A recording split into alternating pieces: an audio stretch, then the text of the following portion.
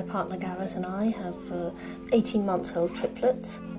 They are a real handful, but they also bring so much joy when you wake up in the morning and they're all three running on the bed and you have to go downstairs and prepare 3 bottles. Everything is times 3. So yes, it's a busy life, but a wonderful one as well. The first time I went for a scan was a real shock to the system. I think I was shaking and you feel very scared. Something's wrong. This can't possibly be. How am I going to cope?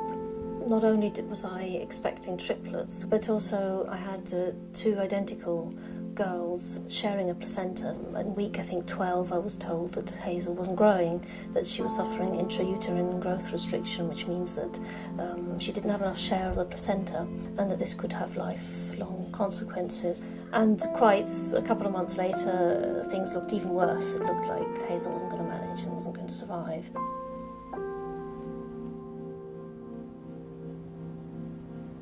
I thought I was actually okay, I was at least going to go to 7 months. And then just out of nowhere, my waters broke. 5 hours later, they were born, naturally. So it was quite a shock, I think.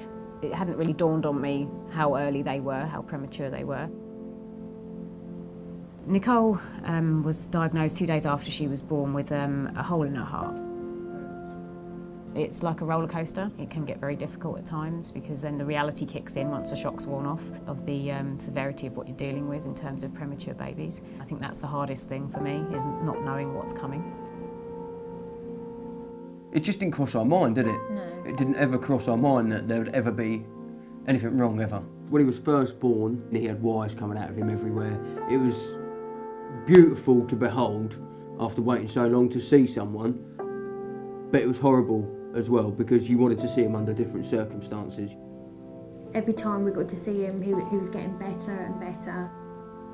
One night we went home and the next morning we received a phone call from one of the nurses. She said, "I don't want to panic you, but Billy has been fairly poorly overnight." He was really, really grey, and I thought that was it. We could potentially lose our son here. This is like desperate times to try and save a life here. You knew straight away what they were doing. That was when probably the most marvellous man I've ever met in my life turned up. Wolf said the problem here is his heart.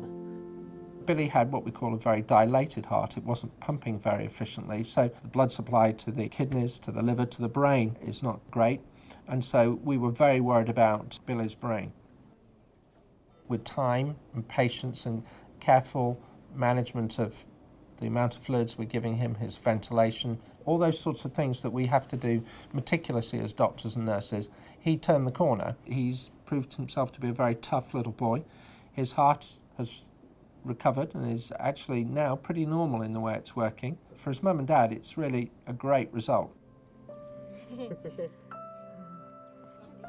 The support that's there from family, friends and obviously the staff here at NICU, Addenbrooke's, is just amazing. They very much want to get you involved as a parent, you know, right from the get-go. The incubator and the wires and everything like that can be a little bit intimidating, but when it comes down to it, it's still a little child, it needs to have its nappy changed and it needs feeding and all the rest of it, and the staff are very, very good at that and very helpful.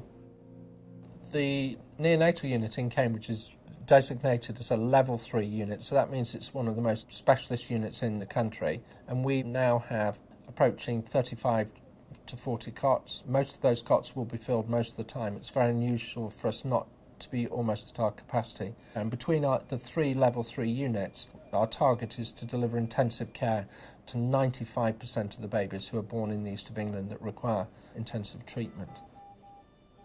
The staff at Addenbrooke are really exceptional. And I think here in the UK, babies that wouldn't normally, maybe not even in nature, have a chance to survive, can survive. And this is a miracle of technology, really, and of human experience and knowledge. Hazel, she was born so small, she could never have survived without all that machinery. And when halfway through her journey I was told that it was like she was going to die, and I had, already lost her so many times in my thoughts. I think I was really grateful that I had all that infrastructure around me. The knowledge mixed with the machinery, the technology, all of that put together to do a miracle, really, because that's what Hazel is. a real miracle. I'm in a privileged position because I see children as they grow up in my heart clinics, and I see twins and triplets, and you know, it's amazing how well the children do. It's amazing how well the parents do. I think parents are remarkable, really. Well, I feel very blessed and very lucky that, you know, we've got two healthy children that are just fighting their way in their early days of their life, because it's still a long road to go. We're looking to the light at the end of the tunnel, and it's now not that far before they may potentially be coming home, you know. Just living life with two extra people in our lives now, that's what I'm looking forward to. There was loads of pros and cons, but there was no bigger pro than getting to put him in his car seat and take him out of the hospital and sort of walking through the door and saying, this is going to be your house, and you've got all the toys that people have bought him that he's never even been able to touch, and you've got him out, and he can't even move. You can put him in the arm of the crease of the couch and he'd just be there for as long as you leave him, whereas now he just drops down and he's running off and crawling around everywhere. And he's just so happy. He's like a normal 1 year old. Yeah. Noisy. Yeah. Noisy and messy. Yeah. He's just great. He is. If I had thought, you know, in those first weeks when I knew that I was pregnant and I was having complications, if I had only imagined that I was actually going to have 3 healthy, happy babies, you know, unbelievable.